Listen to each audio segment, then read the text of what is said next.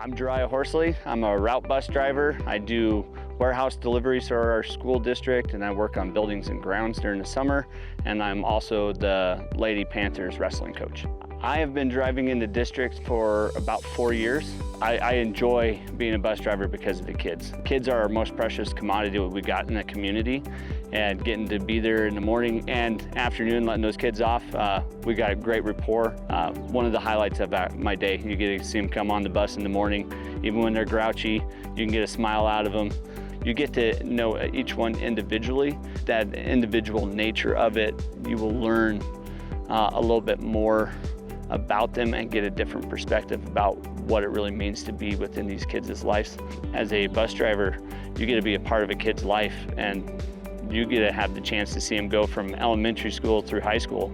Not even their teachers usually get to see that. So they all have a different story to tell, and you get to be a part of that story. And as a coach or a bus driver, I get to help encourage them and keep them going with their story.